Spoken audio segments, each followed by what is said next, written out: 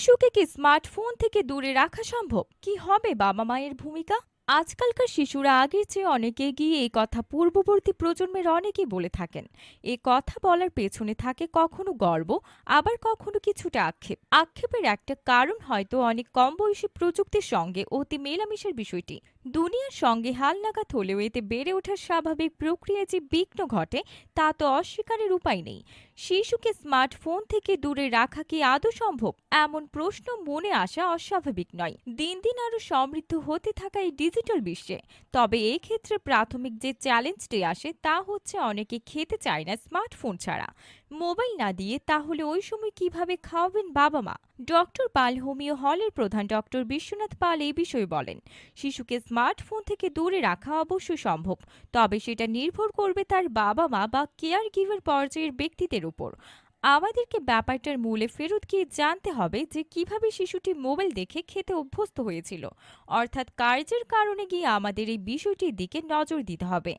এছাড়াও একটা জিনিস মাথায় রাখা দরকার যে আমাদের সংস্কৃতিতে খাওয়ার সময়টা পারিবারিক বন্ধন আরো জোরদার করার জন্য উপযুক্ত সময়। বড়রাও কিন্তু অন্তত এক বেলা একসঙ্গে খাওয়ার মাধ্যমে এই বিষয়টি মেনে চলেন। বাবা মায়ের সঙ্গে শিশুর কোয়ালিটি টাইম কাটানোর জন্য এটি একটি ভালো সুযোগ। এ সময় গল্প বলাও ভালো চর্চা। অন্যথা হলে কি করা যায় সেই সমাধানও বাতলে দিয়েছেন এই মনোবিদ।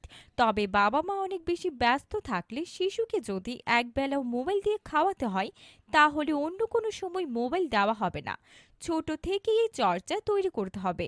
শিশুকেও জানতে দিতে হবে যে দুপুরে বাবা মা বাইরে ছিলেন, তাই তুমি mobile, TV, laptop, tab, iPad দেখে খেয়েছো, কিন্তু রাতে সবাই একসঙ্গে খাবো।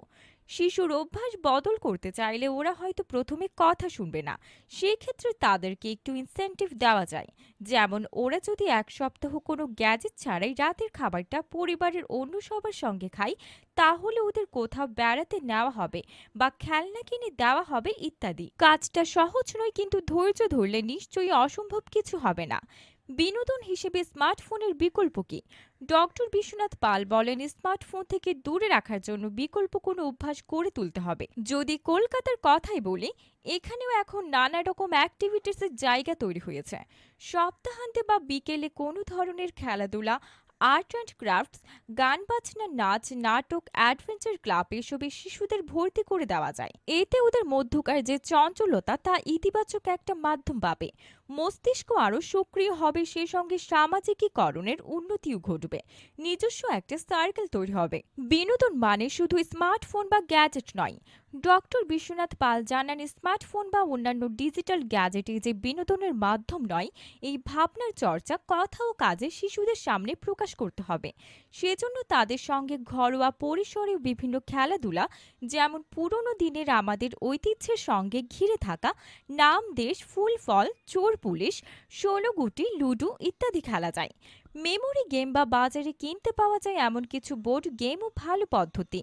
এতে একই সঙ্গে বড়দের মানসিক চাপ মুক্তিও হবে, শিশুদের লালন পালনেও একটা সুস্থ ভারসাম্য বজায় থাকবে।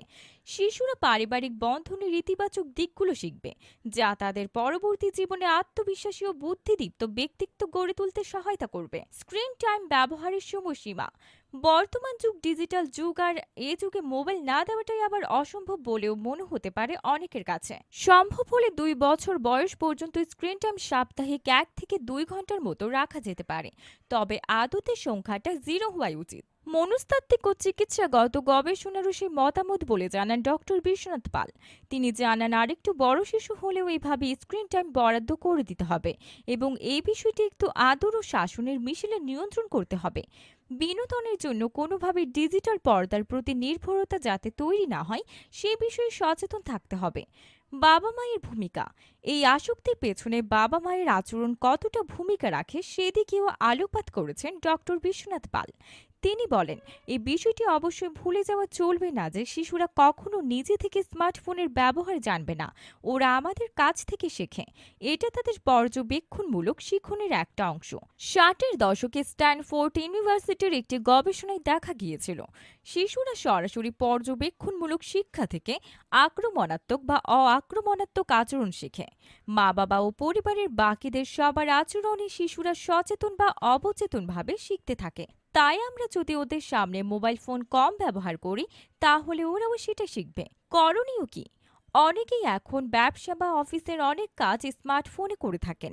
যদি বাবা মার মোবাইলে ব্যস্ত থাকা শিশুর আসক্তির একটা কারণ হয়ে থাকে, কিন্তু বাবা মাকে কাজের কারণে মোবাইলে ব্যস্ত থাকতে হয় অনেকটা সময়, তবে বাবা মায়ের করণীয় কি হবে শিশুকে মোবাইল থেকে দূরে রাখ? ডক্টর বিশ্বনাথ পাল জানান, শিশুকে অবশ্যই দিনে আলাদা কোয়ালিটি টাইম দিতে হবে। ওদের বোঝাতে হবে যে মোবাইলটা বড়দের প্রয়োজনীয় ব্যবহারের জিনিস, এর বেশি কিছু নয়। ডিজিটাল ডিভাইসের কাজের অংশটা বেশি জানতে দিতে হবে, বিনোদনেরটা নয়। যেমন তারা চাইলে স্কুলের কোনো প্রজেক্টের জন্য গ্যাজেট ব্যবহার করতে পারে, কিন্তু অবসর সময় কাটানোর জন্য নয়। এই চিন্তাটি মাথায় গেঁথে দিতে হবে।